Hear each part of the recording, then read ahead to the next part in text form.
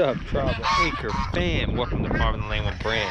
So guys, today we are going to actually do something for our chickens. We are already at a high amount of chickens, and we have almost 60 chickens, laying hens that is, that we run on the farm, and we're wanting to increase that at least up to 100. And our current coop areas is just not large enough. We don't have enough laying boxes that we want. So what we're doing today is working on a hoop house. Yes, a large hoop house at that. We're taking the area on the other side of the farm that's already open. We're going to tear down some old stuff on that side over there. We're going to move this black thing out of the way, and probably those two stalls we're probably going to leave. Well, no, that's going to stay. I'm sorry, that's going to stay. And them two stalls are going to end up leaving.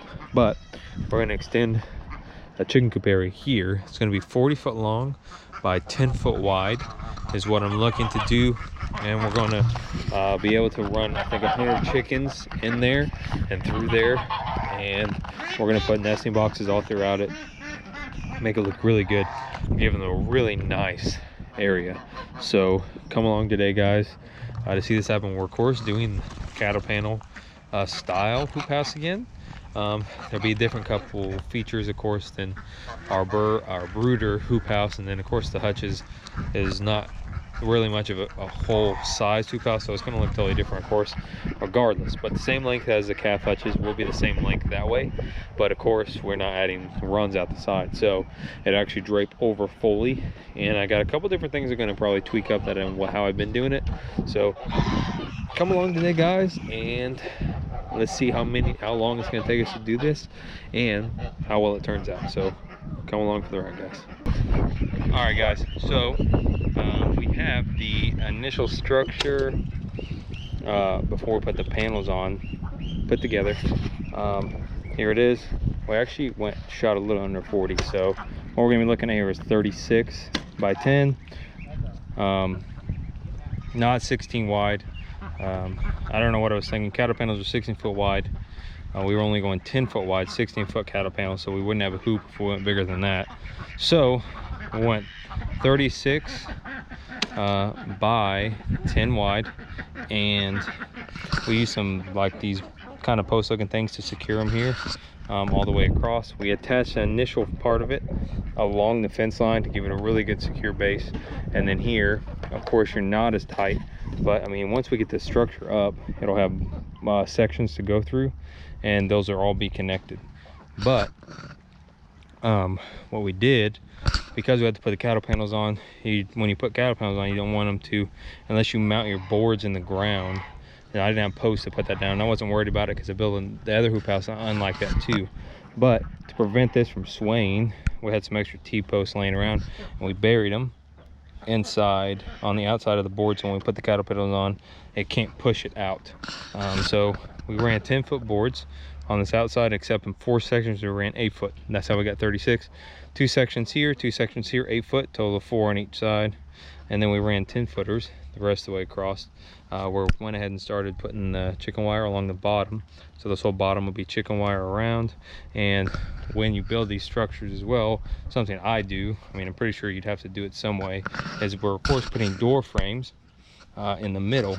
But when we're putting the cattle panels on, if we have these sections cut up, and it's hard to build a door frame because we attach it to the top of the cattle panels, so I leave the whole structure as one piece so that there's no pushing, making the structure uneven or any way, shape, or form. And then once we get the cattle panels on, secured along the bases here, along this top rail, then we'll begin to put the boards in for the doorway and then the sections to run through and to hold the panels in place. Then we'll cut these boards after the door frames are up, and then the walkway will be there. So we want to make sure that we give that area when we build it to actually stay together. That way we don't have any pushing or anything like that. So this is the initial base, putting the chicken wire on now, getting ready to toss the panels on. So we'll put the panels on and then start putting the framing in, and then after that, all we have to do is put the nesting boxes in, and of course the extra things are just gonna be done tarp, and that'll be it. So we're getting there already. This took us about an hour, so next step.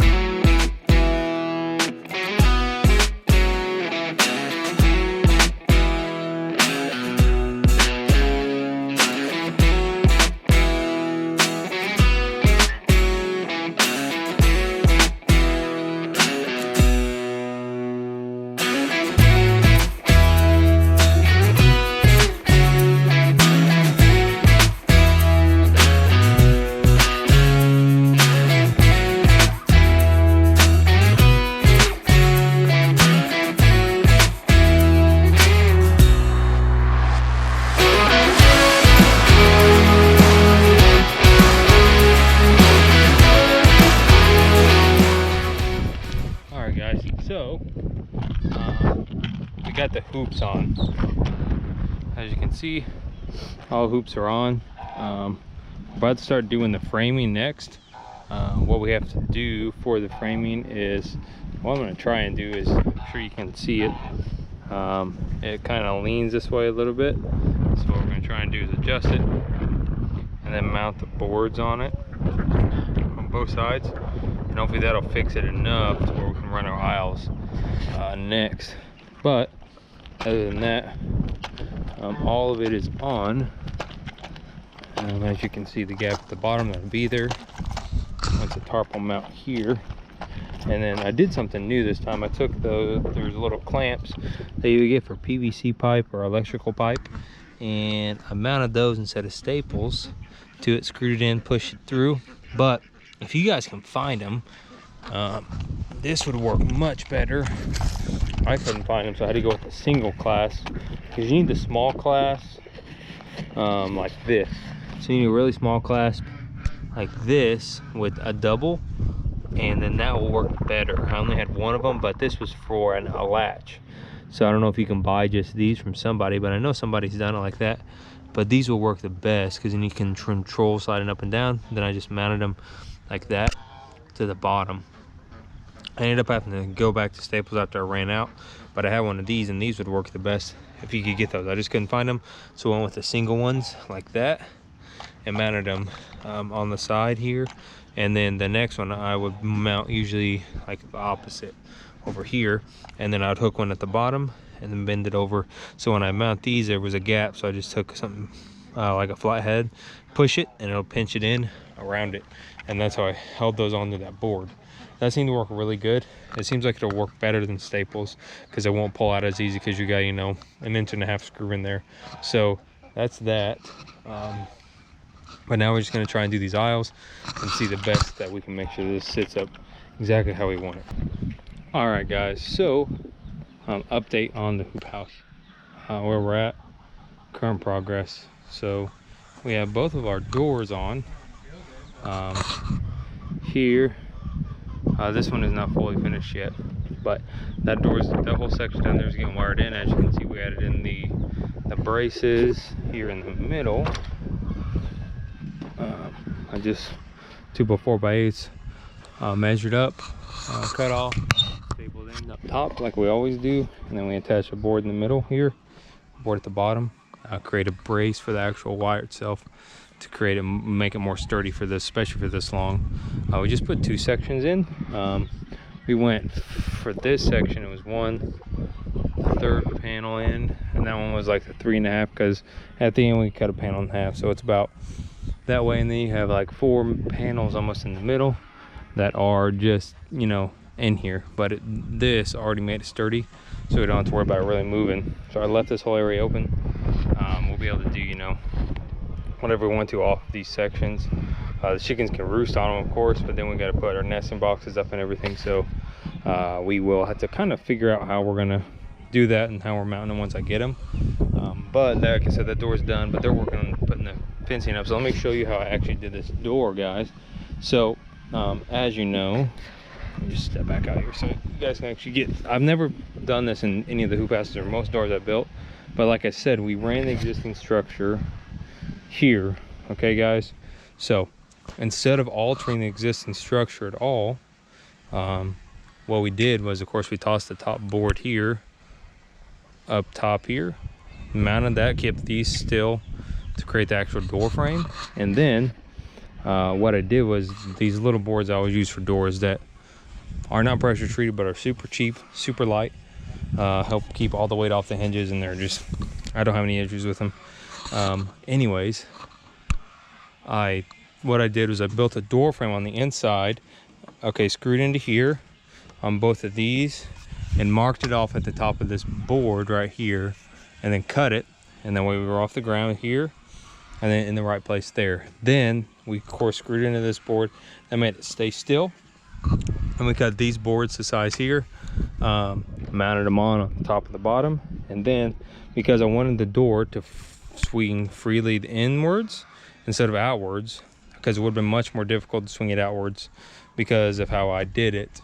This piece stops it from swinging outwards, and then that bottom one keeps from swinging outwards. So we're actually making this door swing inwards. So I took some extra pieces from what I had already cut off these boards and just attached them with small little 1 3/4 inch screws, or 1 1/4, one of the two, and then attached my hinges here on the inside because I made a level with a 2x4 on both sides.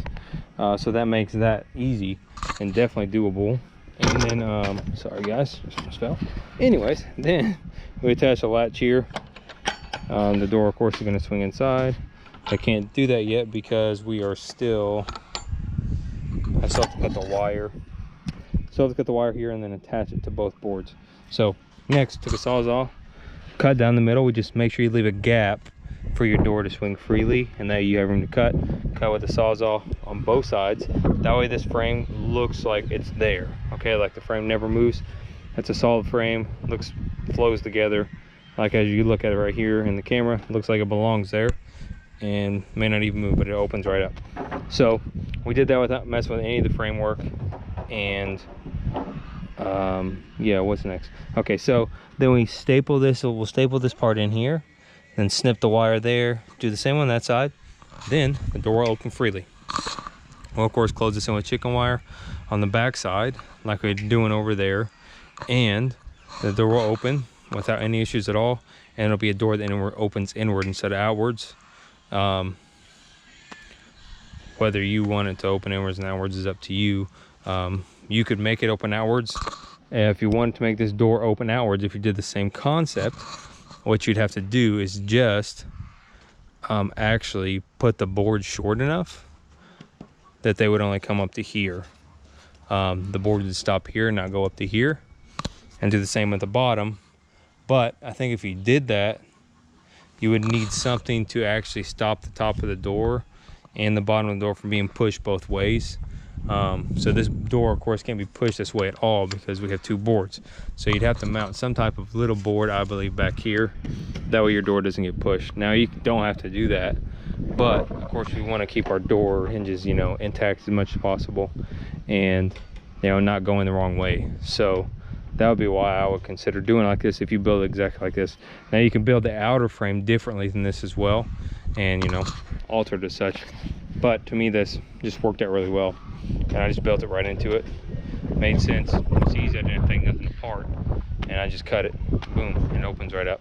So I'll go down here and show you how this actually works with just mounting the hinges on the inside. I think it works great, and we don't have nothing in the way when you open the door. So here, just open the door, and boom. So the door opens here. It opens up just like the full-size regular size door would, all the way to here. So you come right in and then close it back, and then we just, you know, close it. Anyways, I only have one hand, but anyways, so that would be how it ends up looking. Just open it up, it goes inward, not outward, which could help, especially if you're, you know, tight on space or whatever. So anyways, that's the update for the initial structure, other than closing the rest of this chicken wire, which is just boring to watch, so I'm not going to put you guys through that today. Well, I mean, I can tell you how we're doing it that way. So we only have a 2-foot wide strip of wire. So what we do is we run it up top here, past the actual hoop, to of course where it meets here perfectly. It'll race here, run it straight down, staple it down, take some zip ties, and you just zip tie it to the wire. We ran out of zip ties, so we're using electrical wire, and we're going to just wrap it on as well. So you just want to make sure you can secure that, and then of course on the door you just staple it on. But zip ties are the best to just secure the wire up top if you do it that way. So anyways guys, I'll check back in with you guys here soon when we probably either put the tarp on or start mounting the nesting boxes so you guys can see. And then of course I'm going to show you guys with the chickens in here as well, and what you guys can see that. So it's gonna be cool. Okay guys, I'll check back in with you in a little bit. All right guys, so I haven't been able to show you this finished build of the chicken coop yet, and this is the finished product of the chicken coop. I've shown you guys everything about the coop, but the only thing I haven't been able to show you is Of course there's chickens in here, which, you know, of course, but I haven't been able to show you the actual nesting boxes, which is kind of what we were waiting on for the coop to be finished. So we have the nesting boxes in here currently. Well, there's only one nesting box, but it's a 10 hole. So we just put it in. As you can see, we got eggs galore in here. Yeah, but we have the 10 hole nesting box. I would like it to be mounted higher, but if you guys do the same design with the hoop, what you're gonna have to do is build out, kind of like how we have here. You could build this out to here some, and then you could actually mount the nesting box up at a higher level so the chickens have to get up to it more and it's not as low. So what you could do is mount that up, but what we did was, because of the hoop, we just mounted it to the main frame of the 2x4, and the chickens don't have to jump as high to get up there, but it's been working great for us so far. As you can see, they've been laying eggs in it, and it's been working great. Now we have this little nesting box right here that they've still not got used to yet, because we have been running it without it for a while. We've been wanting to do this nesting box here, but we had this other nesting box in here that we just had in here for, you know, a week or so before we got this one. And you can see that they still are more accustomed to using this nesting box by how many eggs are in here right now, guys.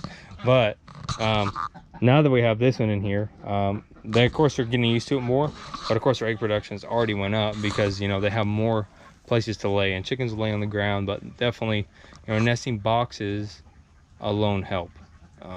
So I definitely think that is definitely something important, and my goal eventually is to have 2 of these, as we will be running all of our chickens through this house just at night, and then of course they're free range during the day. But we have to move that second set of chickens over here because they're still in their other coop currently, which they're still doing their free range thing over there, but we just had to move them over from their coop because they're still using it. But we're getting ready to move them over. But if you can see, they've been using these things as roosts, and they work really well. And then something we've added in here is our automatic feeder and automatic water. So we run both of those in here, and how I set this up is feed and water station is in this first section. The roost runs through the middle for them to roost, and then on this side is where the egg production happens, where all eggs are laid. And so it each has its own section. So you come in through that door to do feed and water, and you come into this door to check your eggs. Just in case you ever, I mean, if you did it, close it off halfway or whatever, but I mean, of course you wouldn't do that. But I did it just to get everything its own section, so that everything's not happening in one place. All the chickens aren't congregating in one area when they're eating and drinking and also laying, but we wanted to separate it, you know, away from each other as much as possible, and then put the big roost area in the middle. Now, I'm going to tell you also what we're getting ready to do, is we're going to move some animals around probably, but we're about to open up this section right here and create a gate that opens up into this area here,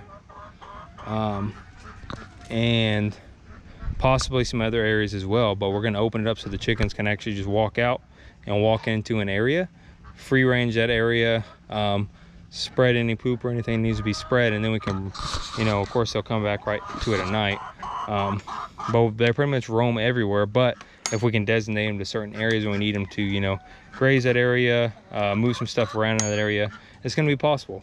But even so far, this hoop coop has worked really great for us. It's actually already withstood over 70-mile-an-hour winds, and it held up great. Of course, it's keeping them dry from the rain and everything else. But I just hadn't had a chance to actually finish this video yet.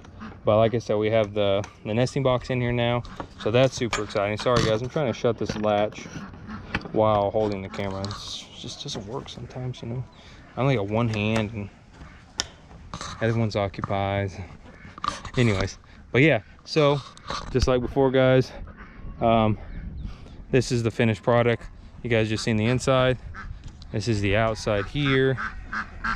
And then we of course run into the other door right here where I already took you guys.